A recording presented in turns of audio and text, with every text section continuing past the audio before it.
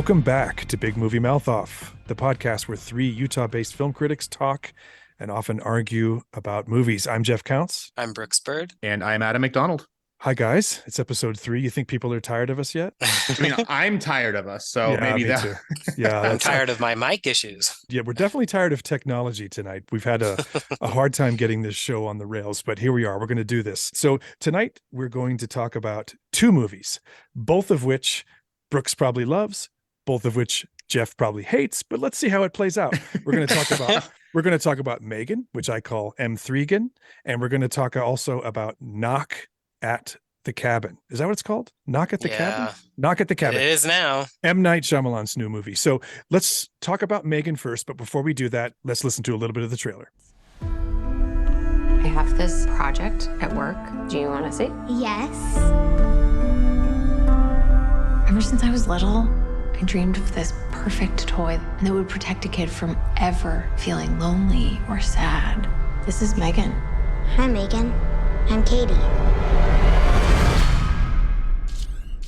It's nice to meet you, Katie. Do you want to hang out? Okay. M3GAN, your goal is to protect kids. Okay, gentlemen. Brooks, this is kind of your show, so I want you to take it away. Give us a little quick synopsis of what M3GAN's about. I mean, it's pretty self-explanatory. The young girl named Katie, her parents die in an accident with a snowplow, and she's sent to live with her workaholic aunt Gemma, played by Allison Williams. And she's a robotist working for a toy company who needs to make good on her spending habits. And so she comes up with a Model 3 generative android, or a life-size robot named M3GAN. And hilarity and peril ensues. Oh, I'm not sure about hilarity, but peril definitely ensues. I'm not sure about peril either, to be honest. So that is the gist of this movie. There's really not much else to say. The setup is exactly as you just said, Brooks. So I'm going to say a couple things first, but you guys, please feel free to jump in and interrupt me. This movie was slightly better than I expected. And I went in with very low expectations. This is not my kind of movie. I think we've talked about that. It's well known. Big Movie Mouth Off fans know pretty well that I'm not a horror guy. This is not horror so much as it is sort of psychological thriller with a little bit of slasher thrown in towards the end. I felt like this movie took a while to get going, though. I felt like it was a slow ramp up. What did you think, Adam? So I feel like with this movie is that it doesn't know what it wants to be. And yes, I fully 100% agree with the fact that nothing happens for the first bit. And as much as it's kind of funny to say this, because we saw the movie like about a month ago. I mean, for me and Brooks, once I completely forgot about the fact that her parents died at the beginning. So that's how memorable this movie was to me. It definitely, it's a slow burn, but when you have a slow burn, you expect it to hit a stick of dynamite, and it kind of feels like it burned out before it hit the dynamite. And I've got some other thoughts about that. I think some reasons we can jump into later, but I know, Brooks, you seem to like it a lot better than we did. Well, I mean, that's just kind of par for the course, right? It is. You got the creepy doll movies. No, it's fun. I do agree, more so after rewatching it, that it does take a little while to kind of get going. There's a lot of setup considering what it is. I watched it with my wife and my 5-year-old, who actually seemed interested, at least, probably just because there were robots, not all of them M3GAN. And it's a fun ride. It's a good gateway type movie for kids if you're looking for something that isn't splattery or too scary, just nice and creepy. Yeah, I'm glad you said that, Brooks, because you mentioned watching it with your 5-year-old daughter. Your daughter probably has a higher tolerance than most 5-year-olds for scary movies because she is your daughter. Oh, well, certainly a more higher tolerance for this quality of them, but she's also able to take scares a little better than most kids. But this movie is not very gory at all. A lot of the bad stuff happens kind of off camera. It's implied. You know what's happening. Cut. Right. That's true. But the cut that most people are going to go to with their kids. Oh yeah. It's going to protect them from the worst of it. It happens off screen. But there's 2 things about my comment with regards to how slow things are. I think it's a flaw in this kind of film to waste too much time on exposition. You should just get right to business, I think, especially when the concept is as simple as what you just described, Brooks. But also, when you get to the place where the dynamite blows up, as Adam said, it needs to be worth it. It needs to feel like you've arrived someplace cool and fun. And now I will say that the tech around M3GAN, the way she's animated, the way she's computer generated, works really well.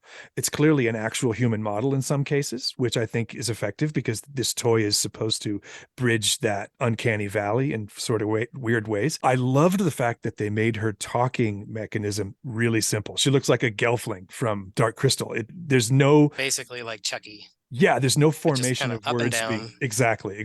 And I thought that was a good choice because it makes her even a little bit scarier because she speaks like a very intelligent being once she starts to learn how to. Yeah, and as I recall, there were two actresses in this role. One was There the are. character on screen, Right. and then the other one was doing the voice. Right. So It seemed like a voice acted role to me. I think that was intentional. It was supposed to seem like the voice was coming from someplace in the brain, not the physical face. And I think that worked. Made her scary. Yeah, and I think and that kind of goes to my problem with the movie is it trying to be scary or is it trying to be a comedy?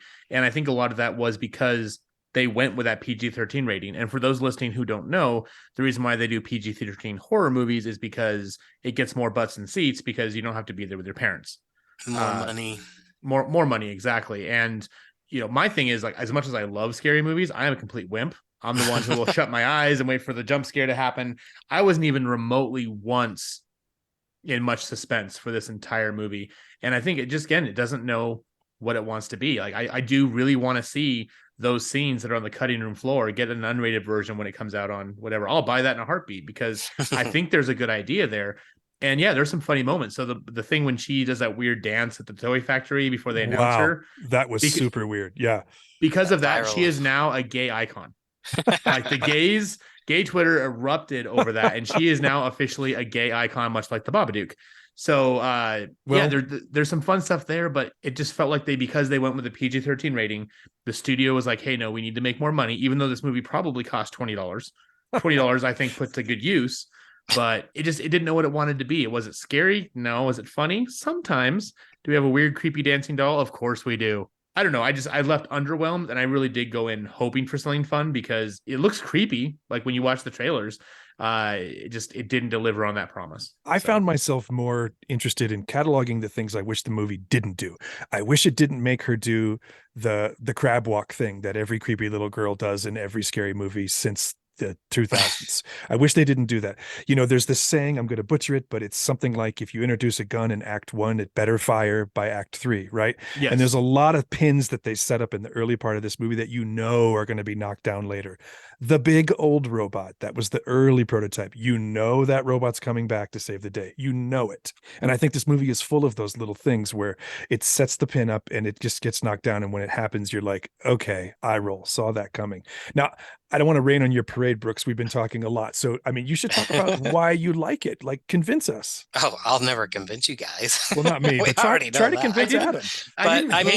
One thing that was interesting to rewatch it was Sid, is that, I could see it kind of through her eyes more. And I definitely kind of zoned in more on like the dangers of technology and, the addiction to screen time and things like that. And it was just kind of made it a little funnier to be sitting there with her when M3GAN's going around following her, telling her to wash your hands, things like that, while Gemma gets to kick back on the couch and play with her laptop. It's a fun little gateway movie, and I like killer doll movies, everything from dolls from the 80s to Chucky to to Saw, even, I guess, in a way. Not really, but there's a puppet in it. Well, I'm going to let you go last when we score this, Brooks, because I think you get to have the last word on it. But the star you mentioned, Allison Williams, people are going to remember her from Get Out. She was in that and did a great job in that. And I think she does a fine job in this. And I think the kid, we've talked many times in the past about how a kid actor can really pull you out of a movie. I think the kid's pretty good in this. Mm-hmm. As a kid actor in the movie we're going to talk about later that I had my issues with, but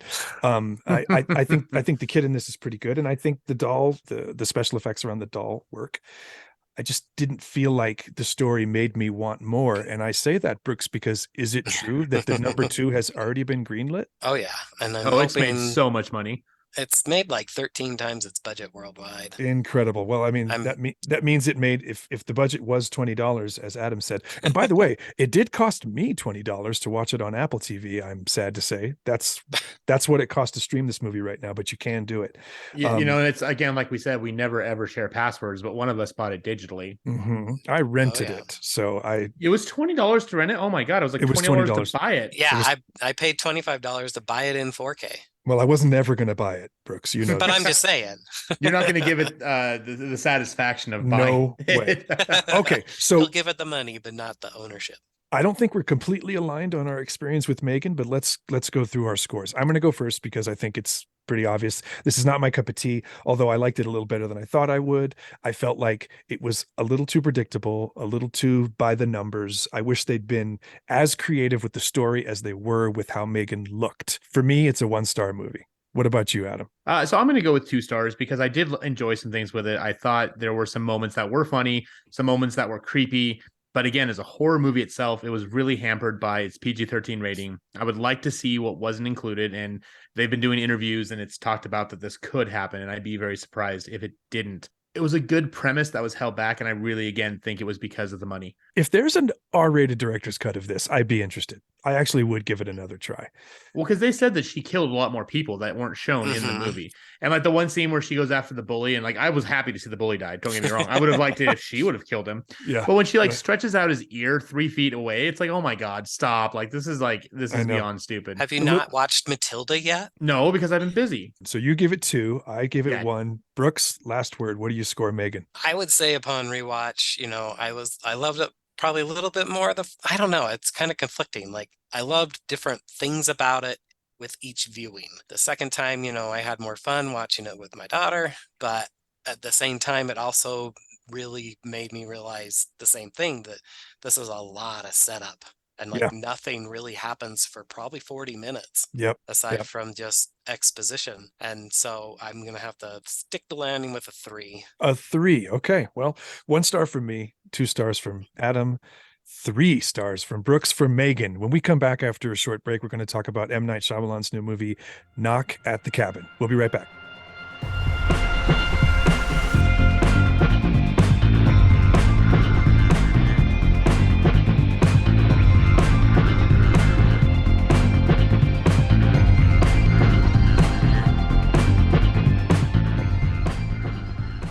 And we're back on Big Movie Mouth Off, talking now about Knock at the Cabin. Before we dig into what we thought of this movie, let's listen to a little bit of the trailer.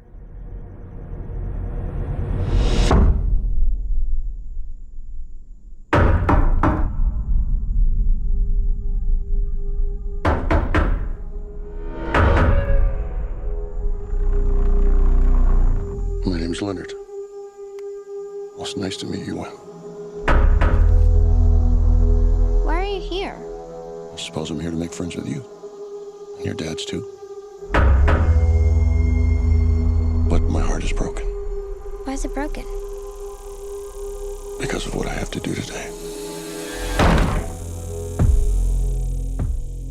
Okay, not a lot there, Adam. Can you talk us through this story without giving too much away? I think I can. Yeah. So this is based on a novel called The Cabin at the End of the World.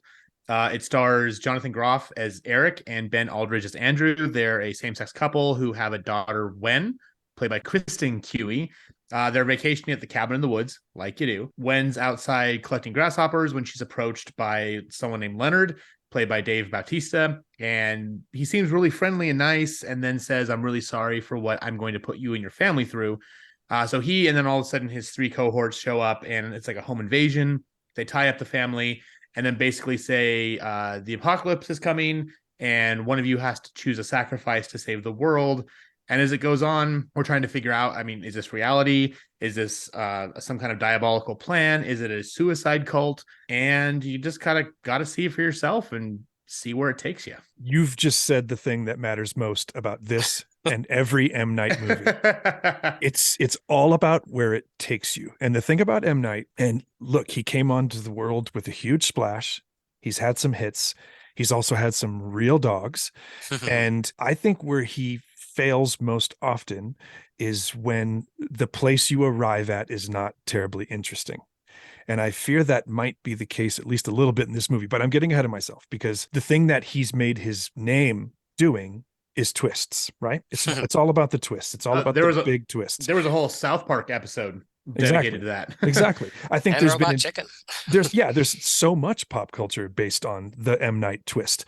This movie doesn't really have one. I don't think I'm spoiling it to say so. There are some things that are confirmed, some things that are not, and they, I guess, could be called twists, but there's none of that head spinning crazy, oh my God, I never saw that coming in this movie. And I think when he makes a movie that's just a regular movie, I think he suffers a little bit from his own set expectations in the world. What do you think, Adam? Well, so there was a twist. The twist was, as Brooks pointed out when we left the theater, was like I said, this is based on a book. And he took the ending of the book and completely changed it to make it his own, because that's what he has to do. He did the same thing with Old, which after I went and saw the movie, I went home, read the graphic novel, which is worse than the movie. So don't do that, please. But he has to have his own little thing. And he very, very distinctly changed a pivotal plot point from the book that would have changed the tone and the ending of the entire movie. I'm not going to say what it is, but it goes back to the thing as far as like, he's doing it just to say, look what I did. I did something unique and different. And I'm very, very hesitant to ever compare a book to a movie because they're such different mediums. But when you change something as pivotal as this moment in the book for the movie, it would be like if we found out that Darth Vader wasn't Luke's father, it was Obi-Wan the whole time. I doubt it's on that level, but it's up there. No, and I think Brooks, you might agree with me on that. Well, this is only a twist for people who have read the books. For someone like me who didn't read the book, it's a difference that I'm completely unaware of. Does he get to call this a twist, Brooks? I don't know if I'd call it a twist. My beef with Shyamalan lately is that he has a tendency to let his movies get to a logical conclusion and then keeps going. And that's what happens here. He gets to the end of the book and then he keeps going. So it's like, instead of ending where it should have, he decided he wanted to further his own version of the ending. And I guess you could call it his interpretation of the end. But hardly. There is no way. It's a horrible there's no way that would possibly considered an interpretation of that ending. No, that is crap. That's why I was so mad. I was like, really? You're gonna do this and just drive this into the ground? Okay, fine, whatever. But you ruined it.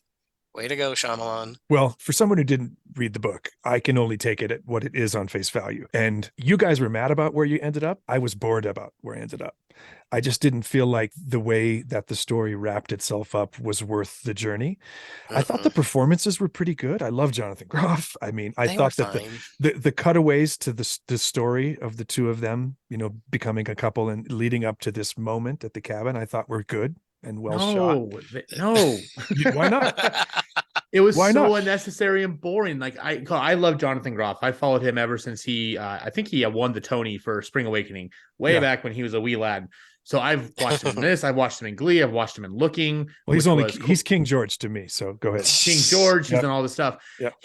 I had such a big problem because I like Dave Bautista a lot in this. I thought he first starring role, like he carried it, and like the reason why I gave this movie a higher score when I first reviewed it was because of his performance. He was fully committed. I respected that about his performance. He was fully committed. And it's not often that you get to see the villains as the crux of the story. Like if it wasn't for them, I wouldn't have cared. Because as far as Jonathan Groff and his partner, like I'm not going to say anything because it is a spoiler, but like you knew where this was going to go from the moment they opened that door and you saw this couple there. He was just a milquetoast, and like whether or not you want to agree he was playing a part, like he was so like all of a sudden there's this 180 in his character that wasn't seen. And then his husband or partner, like he's just the stereotypical shrill gay man who hates straight people because of a bad experience he had, which by the way, I've had a bad experience like that and I didn't turn out that way. I think where we're disagreeing is for me, they were less interesting in the room with Dave Bautista than they were in the flashbacks. I thought they were both more interesting in the flashbacks. So for me, I was glad they were there.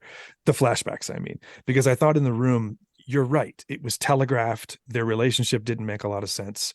It was pretty obvious where things were heading. I thought that the flashbacks actually gave them a little bit more depth, but again, having not read the book, it's possible that I'm enjoying something that should have never been there in the first place, but I can only take it at face value. And I, unlike you guys, I'm not sure when you saw this. I saw this yesterday as we record. So it's all very fresh. Was last it in my last mind. Tuesday? Yeah, saw I think like it was just a Tuesday. week ago. Okay. So just Yeah, a because we couple. went and we got Thai food. Well, Brooks, what do you think about the characterizations and the acting and the performances? Well, my problem with it also is that it's almost a page by page playbook. This is exactly why you don't adapt directly from the book. It's M. Night Shyamalan's Harry Potter. What do you mean by that? It completely deflates everything because you know exactly what's going to happen. I mean, Oh, I there's see. no surprises whatsoever until it gets to where he starts to change things. But he's changing them just to feed into his own ending. Well, we're And gonna have to talk off mic about that because now I'm really Yeah. curious what you're referring So, to. I It's made probably gonna Adam change- mad about the movie, I think, You did because I make him sent him a mad. Yeah. screenshot from the Wikipedia page It's because it was probably too going to long change to everything for explain. me. Yeah. No, it definitely does. And see, you brought up a good point about adaptations because I'm fully about taking a story and going your own way with it, and then occasionally throwing some twists in there for people who know where it's going. A perfect example is the series that was on Sci-Fi. It's ended now, called The Magicians. Mhm. It's basically Harry Potter for adults, the best way to say it. I haven't watched the whole thing. Clark loves it, but I read the book series and then started watching the show. And yeah, it's the same plot to a point, but then it goes off on these little detours, and you're like, oh, that's cool. That's something brand new. So it's like you kind of get to the same ending, but you took a different path to get there. Mhm. And that's how you do a good Nice. adaptation, is where, yeah, we know where we're going to end up, but how do we get there? Mhm. And this one obviously didn't do that. So Do you guys keep mentioning Harry Potter because Ron Weasley's in this movie? Is that why you keep doing that's that? part of it too. Yes. Yeah. It could be what's driving it. He's you only know. in it for 5 minutes, but he's definitely That was all in they it. could afford him for, and that was all he was worth. It's probably all No, he can he's- afford these days, but he's underused in this movie. Let's be honest. It's a very short part, but I totally agree about Dave Bautista. Adam, do you, Brooks, agree Oh, that absolutely. Dave Yeah, showed he's the up for best this? part of the movie. Yeah, he's got something about his delivery, something about his calmness throughout this really crazy setup. He keeps That's you on totally edge. believable. It's totally believable. Yes. And the one thing I don't always say about Dave Bautista is believable, but he Mm. is so committed and sells this in every way. Without him, this is a 1-star movie. This is a 0.5-star movie without him. Since I mentioned stars, let's go there.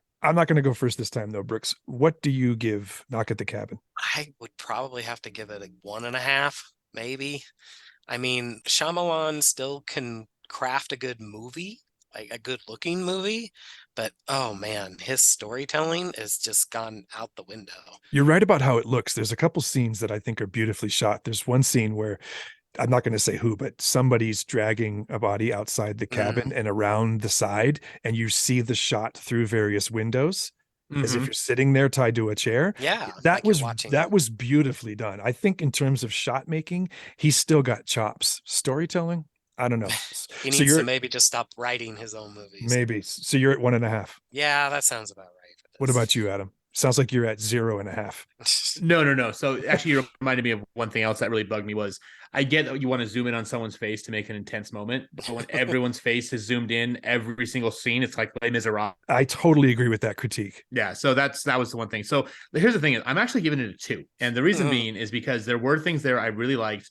That I thought the story was very engaging. I did like how, we've seen movies with the impossible choice before. That's nothing new, but it's Dave Bautista's performance lifts it up, and like I said, makes you really feel empathetic for these people who, maybe they are crazy, or maybe they've been misled, or maybe they're telling the truth, and you can tell they're in a situation they really don't want to be in, but they're doing what they think is right for whatever their belief system comes from. Yeah, but the story was well done. I liked the acting from Dave Bautista.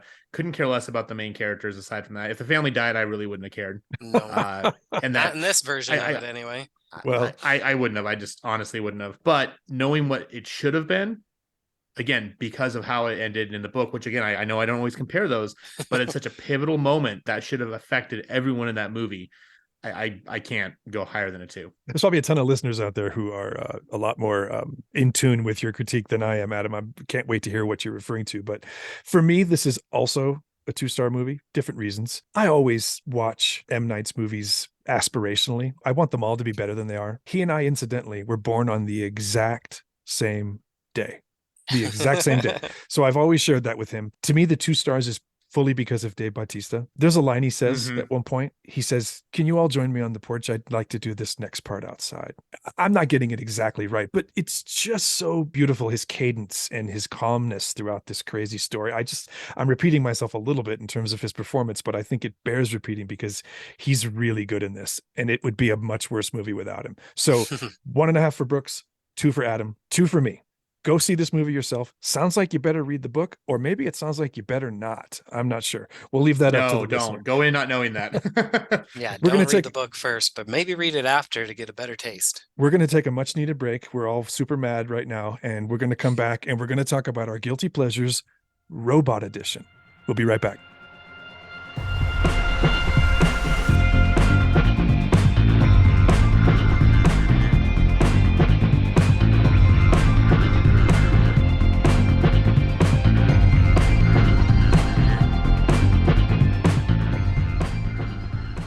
And we're back on Big Movie Mouth Off. I'm Jeff Counts. I'm Brooks Bird. I'm Adam McDonald. All right, guys, let's talk now about our guilty pleasures. This is the robot edition. I'm going to go first, and I'm going to throw you a little bit of a curveball because I told you guys that I was going to select AI, the movie from 2001 starring Haley Joel Osment, and I do love that movie. I really do love that movie, and I do think it works as a guilty pleasure because that movie was widely panned. Oh, yeah. But that's not where I'm going. I'm going a lot older. Oh. I'm going to show my age here. I talked about M. Night and I being the same age, so everybody can do that math. I'm going to talk about my favorite robot guilty pleasure is Tweaky from Buck Rogers in the 25th Century. This was a show starring Gil Gerard back in the late 70s and early 80s. It only had 2 seasons. Tweaky was the most ridiculous little guy. He made the most hilarious sound, and I remember that show so fondly, not because of Gil Gerard, not because of anything that was happening in that story. I remember that show fondly because of that robot. Brooks, what's your guilty pleasure? So mine, Adam will probably appreciate this, is the oft forgotten Michael Crichton classic from the 80s, Runaway. Anyone? Oh no, Anyone? I have no idea what you're even talking about. And I love Tom Michael Crichton. Selleck, Gene Simmons, Kirstie Alley with What? killer robots. Oh yeah, set Okay. in the near future. Can I get Go this for on. less I'm than $20? intrigued. It says it's on Crackle. I have it on IMDb right now. Runaway. should be free. Okay. Yeah, All he right. wrote and directed it. Michael Crichton, Killer Robots, I think part Magnum of the PI versus Kiss. I think part of the point of the guilty pleasures is for us to stump, surprise, and challenge each other. So you've done all of that with one choice. Runaway. Wow. I need to do some research when I get done. So the reason why I, Count, you brought up AI was because in our little group chat, I was asking, does an AI count as a robot? And you're like, you can't take that. That's mine. And then, whatever. Didn't And then even I- use it. Literally pulled a an fast one. AI. Yeah. So and it's not even a guilty pleasure because it's a fantastic movie that no one saw, was a film that came out a couple years ago. I want to say it was 2017 called 2018. It's called Upgrade. Oh, I saw Oh, it, and it's yeah. fantastic. Yeah.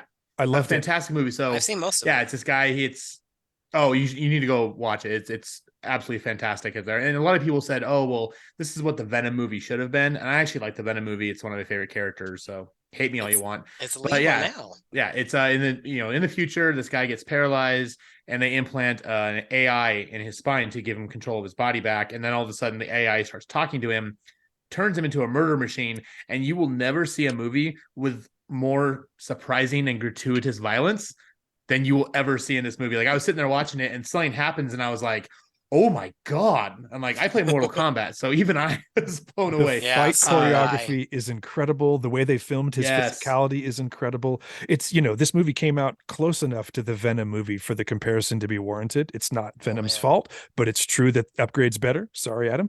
It's kind of just like Everything Everywhere. Oh and no, Doctor it is. Strange. No. So Upgrade is way up there. It's one of my top sci-fi movies, and it's way better than Venom. I just did like Venom a lot more than most people did. And for those who do want to watch it, it is on Peacock Premium streaming. So our Okay. guilty pleasures, real quick. Mine was Buck Rogers in the 25th Century from way back before anyone else was born. Brooks, yours, Runaway from 1984. and Adam. Upgrade from 2018. Love it. All right, we're going to take another break, our last break, and when we come back, we're going to talk about coming attractions, things we're excited about. We'll be right back.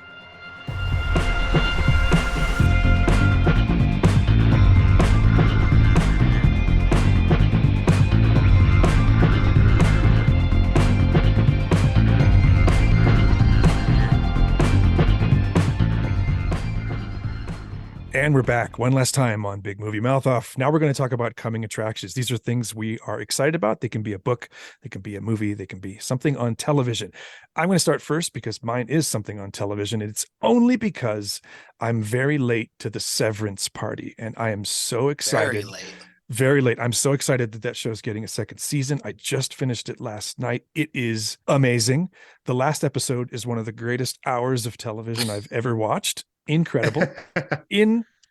It was like a little mini Chris Nolan movie, that last episode, and I just loved it. So I'm really excited about the second season of Severance. I'm not even sure that it has a release date, but I just know that it's coming and I can't wait. What about you, Adam? So I'm really fingers crossed hoping that they get this one right, because they haven't so far, but I'm really intrigued to see how they handle Dungeons and Dragons Honor Among Thieves, because I really feel like they're getting the gist of a Dungeons and Dragons movie. In fact, that the games are stupid. Like, you can be there and you're the bard and you're crossing a river and a dragon shows up and the dungeon master's like, well, what do you want to do? And the bard's like, I want to hit on the dragon. And the dungeon master's like, really? And then all of a sudden you roll a 20 and now 5 years later, you and the dragon are married and have 3 kids. That seems to be kind of like the hilarity and like the humor that the trailers at least make it feel like, because the last ones have been just too dour and serious. Yeah. And if you ever play Dungeons and Dragons, that's not how it goes. And if you ever want to see what it's really like, it's really popular. It's a group called Critical Role. They do a lot of stuff now. But you can go on YouTube, you can watch, just type in Best of Critical Role. It is not for kids, but there's a scene there that I laughed so hard I did pee my pants. Not a lot, a little bit, but honestly, just a little bit.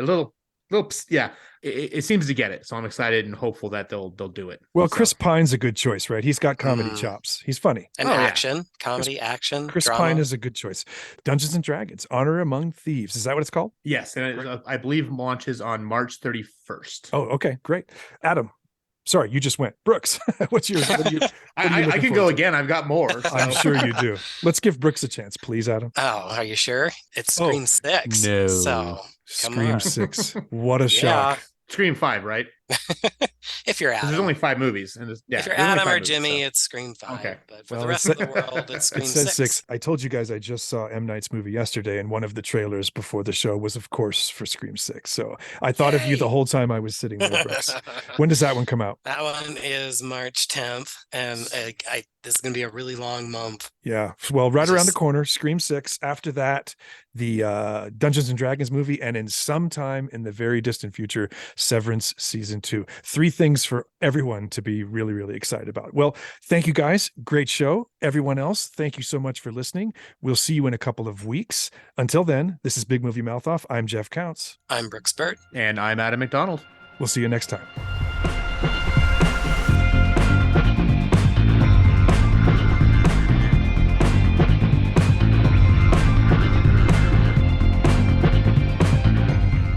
Big Movie Mouth Off is produced and edited by me, Jeff Counts, and co-hosted by Brooks Bird and Adam McDonald. This episode, and every episode of the show, is dedicated to the memory of our founders, Jeff Michael Weiss, and my dear friend and partner in crime for over 5 years, the incomparable Jimmy Martin.